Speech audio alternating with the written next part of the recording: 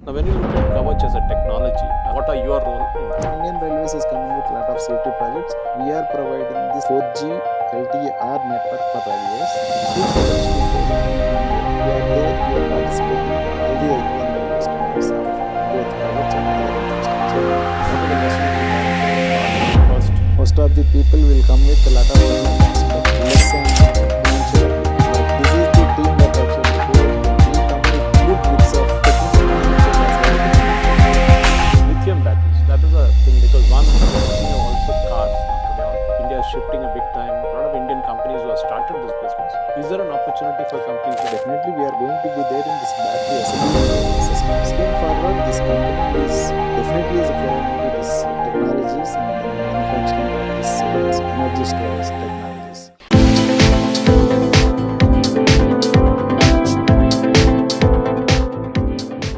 Welcome to Conversations on Hybiz TV. Infrastructure is a field that India is booming with.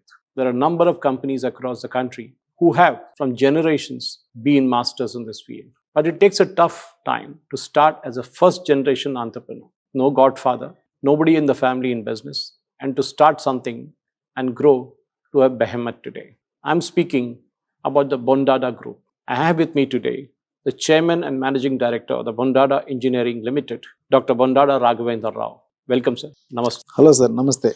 So, when I was reading your profile, I was very impressed because usually when you interview any business leaders, their father, their grandfather, or somebody started a business and it is a hand-me-down kind of thing, third generation, second generation. In the same coffee table book, which we are now going to bring out, I think almost 90% of the stories are where it started with the second generation at least, and some are in third generation. Now, the obvious question is coming from an agriculture family, that too, not great big agriculture, but very small laborer family. That's what you rightly described your parents as, and that is really humble. How did you get into infrastructure? Of course, you did your civil engineering. Was that the impetus to start your own company, or did you work somewhere before starting this? Let us take you through the journey from your village. Doing civil engineering is not any plan actually. It was an accidental. Okay.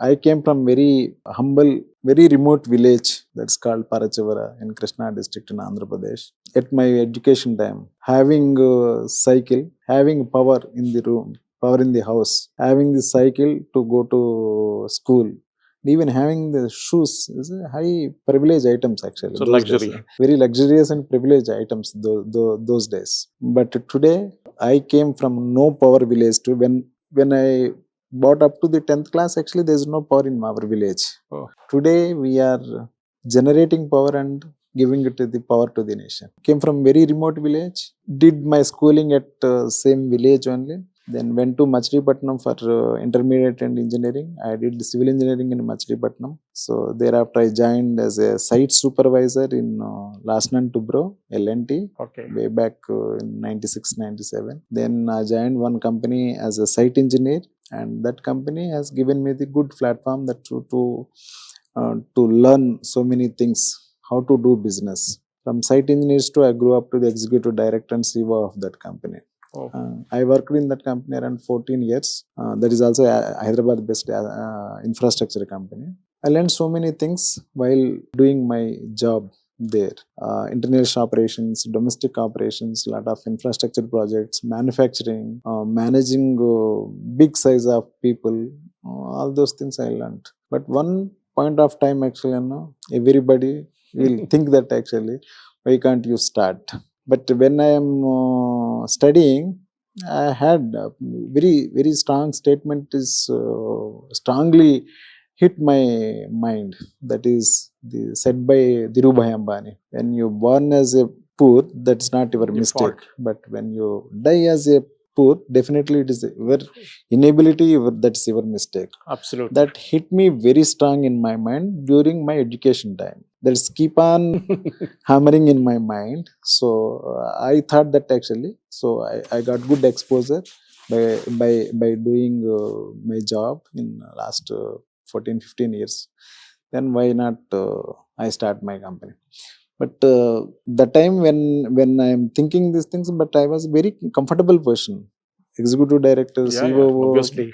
good salary, but lot of comfort zone is there. So many mixed feelings should start should leave the job or should start the business. And even family side also mixed responses. Finally, my family supported me that actually we should start.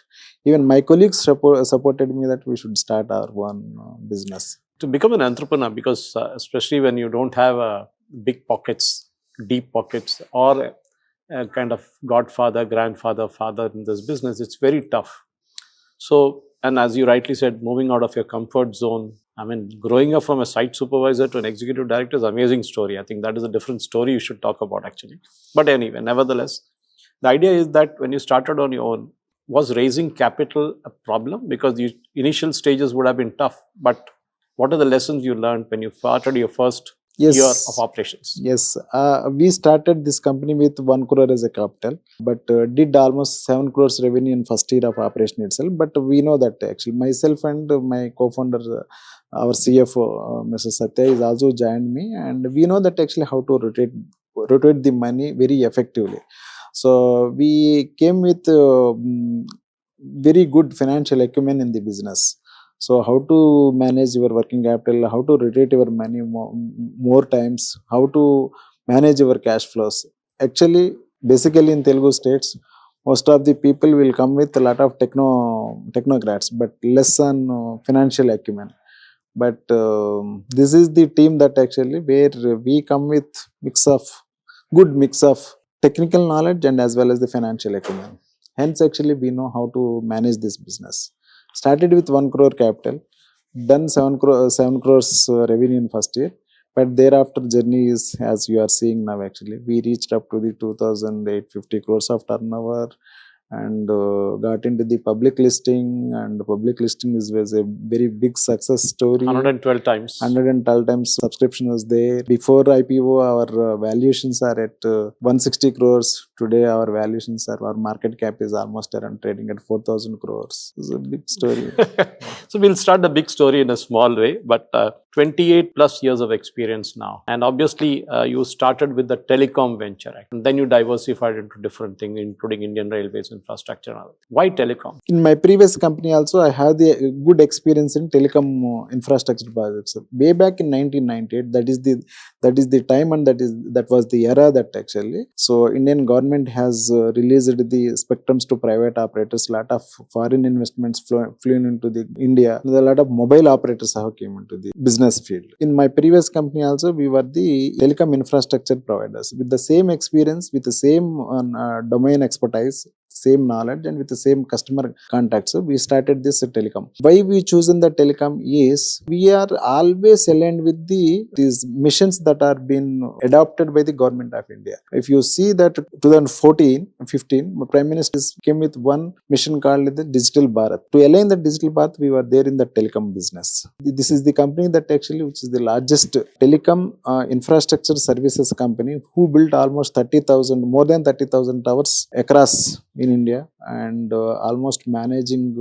70,000 route kilometers of fiber, and built almost 4,000 kilometers of fiber for all the telecom operators. How is it when you're talking of there's so many telecom operators handling optical fiber cables, handling towers? I mean, the logistics would have been mind-boggling, isn't it? Yes, it is a highly intense projects. A lot of manpower is required, skilled manpower is required, but still we know how to manage these HR policies and all those things. Then we know how to make this business happen. Our USB is that actually any contract, that any project that we accept, that needs to be delivered within the time, within the agreed timelines. So on-time delivery is our key success, key mantra for our growth. Yeah, in fact, when you look at the number of people, you have 2,500 people working across the country today. And even your order book is around 8,000 crores, if I'm not mistaken. Of course, you went for the IPO in 2023, subscribed 112 times, as you said. When you look back and say, okay, today you are at 2,850, and when you look back and say, okay, the growth is phenomenal when you look at the number wise, but the opportunities are also immense, isn't it? The way India is growing today, okay, despite all the hiccups due to the war and all that, but overall, when you look at the growth of the country today, your group is there more opportunity now? Yes, huge opportunities are there. Huge potential is there in India. Whatever that the segments, that business segment that we are in, that as I told, always these companies aligns with the nation's missions. Like way back, we were there in that digital Bharat mission.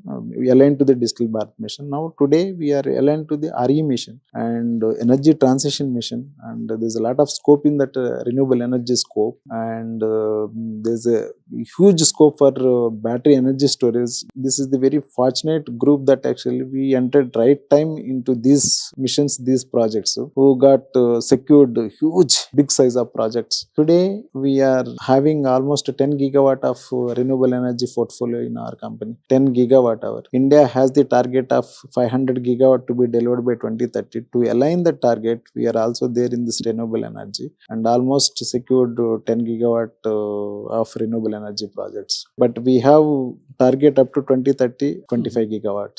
In fact, that's what the question was coming to, because from optical fibers to towers now to solar, and because today India has placed a lot of emphasis on solar energy. There's a prime minister's scheme for every household that is also there. So solar is something that is abundant in India. We should be really thankful. Maybe there needs to be a shift from fossil fuel and coal to solar and other renewable energy systems. In fact, I was reading yesterday that almost 50% of India's power now comes from renewables. I'm not really sure of that number, but I was astounded. It's a huge thing to happen. The question is obviously when you look at a country like India and when you look at the Chinese dumping that happens here, the solar and all, of course, there is a lot of restriction background. Now, US is putting restrictions on us saying, you cannot dump in our country. When you look at the trade things and the war that is now almost over. But the question is, does external factors also influence your company? Yeah, definitely. So this geopolitical things is one of the thing that actually comes sometimes. But because of this geopolitical issues, there is an increase in metal prices. But that it's a very minimal impact. Impact is going to be there in all the projects. Actually, in the technologies also. Some of we have cross-border,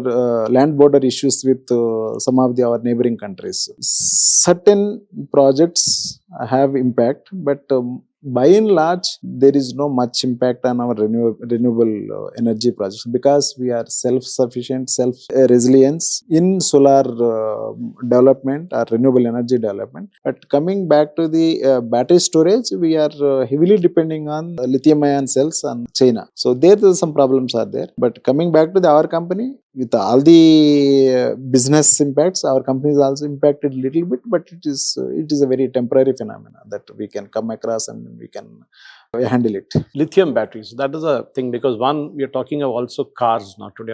The government of India is shifting a big time. Even the state chief minister says all new government cars will be only battery operated cars. Do you see a business there also trying to get into the manufacturing part of it? Because you said you are dependent on China. There are a lot of Indian companies who have started this business because you are not really a manufacturer. You are basically an EPC kind of, you do the projects, you do it for time, you bring the products from different places. Is there an opportunity for companies like yours? No, we are also big way into manufacturing of some of the products. A lot of energy efficient products that we are manufacturing, like LED lights we are manufacturing. I saw that, yeah. Yes, BLDC motors we are manufacturing. Coming back to these batteries, definitely we may not be able to do that actually lithium-ion cells and all those things, but definitely we are going to be there in this battery assembling systems, containerized battery assembling systems. May not be lithium-ion technology. Maybe we will also looking for a different technology like vanadium redox flow batteries and even other technologies we are looking at. Going forward, this company is definitely foray into this technologies and then manufacturing of this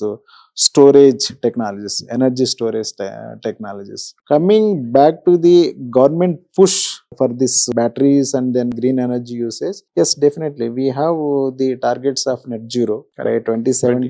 By 2070, Paris deal. Yeah, Paris deal. That entire energy requirement should be coming from renewable energy only. By 2047, at least 50% of our entire complete energy should come from renewable energy. Part of that is actually this 500 gigawatt of renewable energy to be produced by 2030.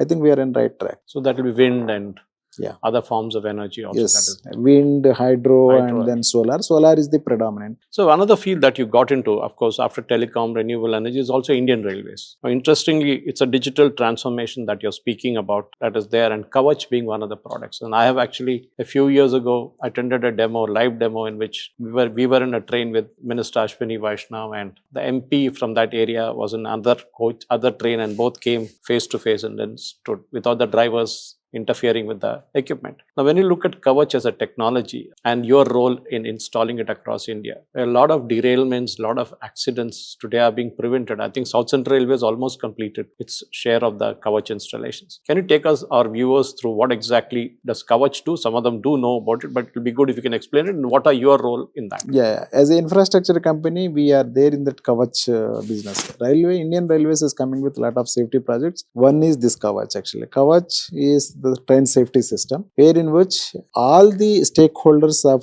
the train ecosystem, that is this locomotive and other side locomotive drivers, and then stations, need to be in touch, in contact continuously, simultaneously.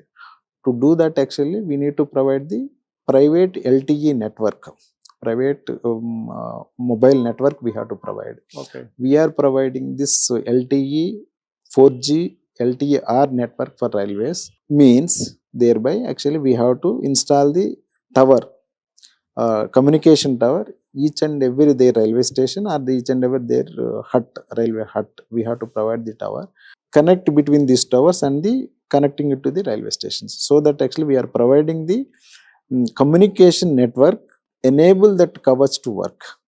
We are not into the core Kavach solutions, but to enable that Kavach to be work in this railway total ecosystem environment, we are providing that 4G network to their Indian Railways. And this is huge potential is there. Yes, South Central is taking lead, but huge potential is there in India.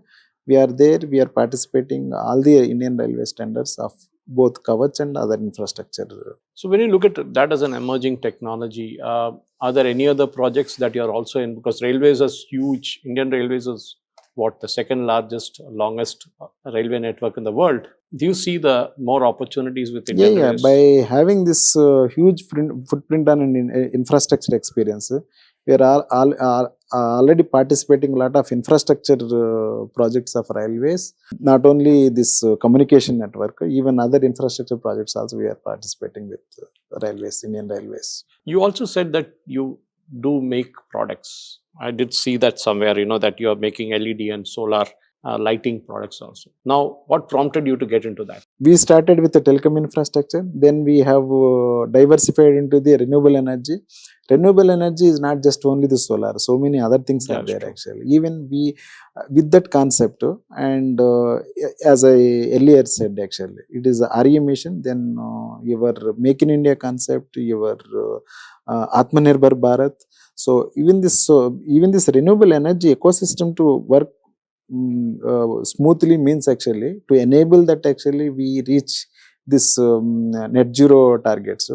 India needs to build a lot of even production also. India needs to work on a lot of technologies. We cannot depend on China. We cannot depend on always on China. So with that back in mind, that actually we ventured into the manufacturing of LED lights, that is industrial LED lights and solar street lights. Entire India is now converting from conventional lighting to the solar street lighting, self-sustained solar street lightings. And not only that, we are also manufacturing brushless DC motors, BLDC motors. Yeah, I did see that. The motor and controller. These motors will give you the energy saving of almost 35 to 40% than your. This is for the fans, basically. Not only fans, sir. All two-wheeler, three-wheeler, everywhere. All two-wheeler, three-wheeler. I thought my knowledge of BLDC was restricted to fans. Actually, all two-wheeler, three-wheeler, even four-wheeler. In all appliances like agricultural equipment. Can you explain in a in a couple of minutes as to what this technology is all about? Earlier And we different from the conventional Yes, technology. conventional technology is a brushless DC motors. There in which actually you have the smooth winding of motors, Okay. where in which actually it will reduces the power consumption while that motor is rotating. Okay. These motors are heavily now being used in that EV two-wheeler, three-wheelers, and even drones also. Okay. Even a lot of other agriculture. Not only agriculture, even medical equipment also these motors have been used. Okay. Alongside that, all your house appliances, home appliances also been used, because actually it is a energy saving. This by this motor actually you are going to save almost around 35 to 40% of Yeah, I was energy. reading about that actually. If you're using 5 fans in a house, it Yeah, gives you a huge saving. That is in addition to this, actually we are also manufacturing green construction products such as AAC blocks, UPVC yeah, I was reading windows. about that, and manufacturing UPVC you're making. Yeah, Why that? I mean, is it to, because you're not in real estate, but why is that? it's not about real estate actually, but it is a energy conservative product actually. Okay, All that our way. projects has get a green council certification. Concept is how to conserve that energy actually. One is generation, second one is how to conserve, how to make that energy efficient products. With that mindset actually we started with manufacturing units, and in any case we are there in that actually how to produce that renewable energy. So that's like platinum and green platinum and certification and all that, Yes. that comes. Now, when you look at today's world of business, I mean, there are so many lessons, Mr. Rao, you would have learned over the years. There must have been some downturn somewhere. It is not that every year is good. There is competition that is there in the market, which is good. At the same time, it is a stressful thing to have competition. But when you look back at your journey over the last 28 years, including having worked for other firms, what are the management lessons you have learned that has taken you to where you are today? Yeah, business means as always up and downs are there, but you have to be there in that flow. So you should not be losing any confidence on what you can do actually. So India is such a great country that actually huge potential is there. And today we are maybe fifth largest economy, but we are moving ahead at maybe third largest or second largest economy in the world. So huge opportunities are coming. If that is in mind, actually, whatever that hurdles and hiccups are there, and while doing that, actually, those are very small when compared to that big targets ahead. That of is that ahead. actually huge potential.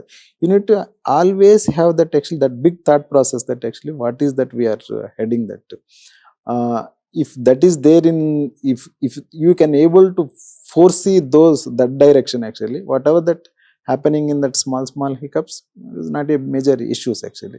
You need to take it forward. Yes, there is a capital sometimes actually there is a capital issues, but we have to manage how to convince banks, how to get the working capital loans, how to get how to manage your working capitals. And this is the part of game. No business will come with very smooth smooth travel actually. There will always be a but for our story, for our this thing, it is time to time we have taken right decisions when we got that BSNL 4G saturation of one single largest contract of almost 1500 crores. We look back that how to fund this project actually. Then we have 2-3 options. One is going to banks and then convincing them and then get the loans, and by putting all our personal assets, whatever is there actually. Of course, we don't have much personal assets. By putting them as a collateral, are going to public and then convince the public investors and then get some money and then execute that. We have chosen the second choice and then made very big success in that. I was about to ask you that, how's going public? Because I was working earlier in a big media house, biggest in India, and we had an economic newspaper. So obviously, I've seen numerous public issues from Hyderabad, and hundreds of them have disappeared. Floriculture, granite, you name it. There are very few of them, 1 or 2 left from those industries. But when you look at your public issue and when you wanted to go public, you rightly said, that you had 2 choices. You went for the latter choice. How did you manage it? Yes, actually, when we thought of going public, actually, it's a very negative image on Hyderabad market, because actually, with the past few incidents of Hyderabad companies, infrastructure companies as well as the software companies, it's a very negative market, negative image, negative sentiment, negative image on Hyderabad. But we don't have the choice that other than going for public. Then we approached Mumbai people and then we discussed with them. They said that okay, we can go. But even during my road shows also, people ask actually, You are talking, you are a Telugu entrepreneur, infrastructure company. So many examples they are quoting that actually past examples. But yet we have shown we have shown our past, whatever we have completed, whatever we have did the good job, and what is our order book going forward, and how we are going to do that, and how we are aligned to the government of India's requirements and missions. So then finally we have filed our DRHPs and then our RRHP within 3 months. Actually, companies has to prepare for more than 2 to 3 years, 3 that years. actually they have to get the Get the approvals, SEBI nod. SEBI approvals. But for us, actually, it is just 3 months. 3 months we have filed the DRHP. Next 1 month we got that approvals. Then thereafter one month we got the SEBI approval to list the company. What are the size of the issues? Size of the issue is very less actually. We are an SME, BSc SME platform. That is just we got it for only 40 crores. But you want to, you should think you should have gone for more. yeah. But those days actually, yes, very negative sentiments are prevailing those days.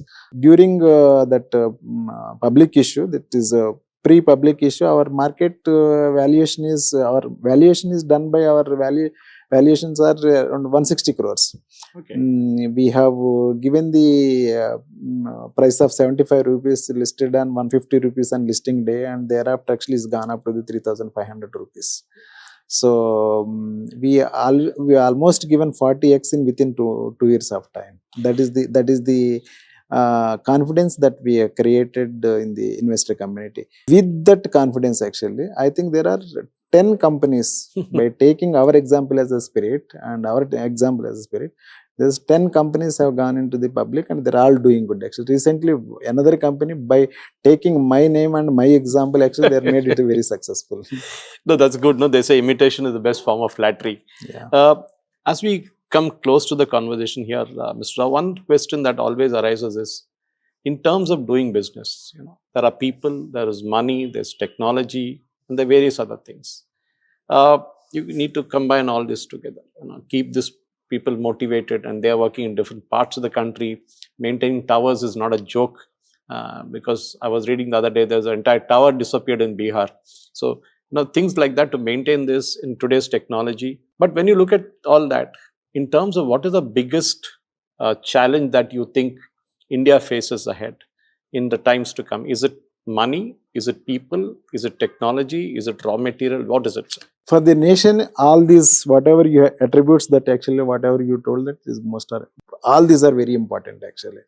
As far as we is concerned, actually, as far as a business house like us, actually, for any businessman, more than anything, first conviction is important actually. That's true. You need to convict that actually you can do this. You need to have that self-confidence first.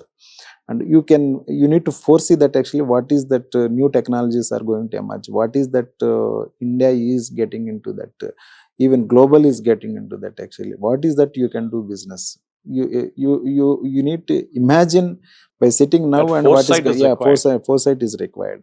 If these two things are there, actually rest all the things, as I earlier said, actually is a very small issues that we can deal. Coming back, first of all, you need to have domain expertise while you are doing. Along with that, you need to have financial acumen. More than that, you need to have a discipline. You need to have discipline in the business.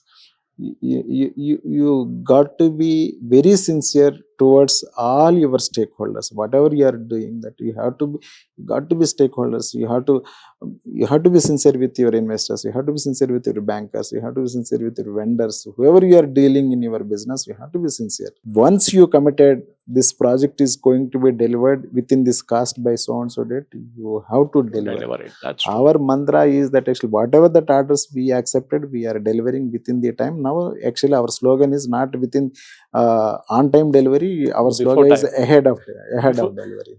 So this question is obviously, as you walked on this path, you started with telecom, got into railways, you got into BLDCs, you got into LED manufacturing and solar, green engineering, UPVC, AA blocks, all that you did. What is your roadmap ahead, say for 5 years from now? Yes, we have short-term goals and long-term goals, and this RE, especially this RE, India has that target of almost around 500 gigawatt. We have the target of 25 gigawatt. Already we reached up to the 10 gigawatt of order book. By 2030, our goal is to reach to contribute to 25 gigawatt of renewable energy projects, that too actually to impact on energy generation, energy storage and energy conservation. With all these three principles, want to be there in this renewable energy space for 25 gigawatt. And not only that, we are going to be there in this AI infrastructure for that complete data centers. Okay. And because actually we know that actually how to manage this energy for these data centers, we know that how to give this And they connectivity. consume huge amounts of energy. Yeah, huge amount of power actually. We know that actually how to give the reliable connectivity to this, because we work on a lot of fiber projects. So with this actually we want to be there in these data centers and create a world-class AI infrastructures for all these data centers. And third biggest milestone, but biggest target for us is actually getting into the defense manufacturing, wherein which we are already progressing towards that. We are already acquiring 2-3 small companies for this defense manufacturing. So by doing all these things, by 2030, we would like to become a $1 billion company as a revenue. Brilliant. So that becomes another unicorn kind of thing. Of course, you're growing from an SME to a full, to mid-level at least, company. And I'm sure that as you said, 2030, why not 2047, when we complete 100 years of India's independence, Amrit Bharat, that India will be a global superpower. And I'm sure Bondada Group as such will also progress from there on. Mr. Raghavendra Rao, thank you very much for speaking to us at Hybiz and sparing your time. I know you have a busy schedule, but thank you for speaking to us, sir. Thank you very much, sir. We would like to be part and parcel of this Vikasit Bharat going ahead. Thank you very much. Thank you very much. Ladies and gentlemen, that was Mr. Raghavendra Rao, Chairman and Managing Director of Bondada Group. Most of you would not have heard of this company. Even I was surprised when I first got the profile that, don't tell me there is a 2,850 crore company sitting right here in Hyderabad, and that too in a place like Kushaiguda, of course, which is known for its electronic manufacturing more than anything else, with ECL being nearby, NFC being here. But I think one of the things I've learned is the way things have progressed from just a small business starting with Telecom with just 7 crore to 2,850 crores today, and there's no stopping. Who knows? They might even do 5,000 crores in the days to come. But being a public listed company, I cannot just go on and talk about the figures, but I'm sure that that is the dream which Mr. Raghavendra Rao and his team is coming up with. And as he rightly said, discipline is paramount, financial discipline is paramount, delivering projects on time or even ahead of time. That is also very, very important in these days.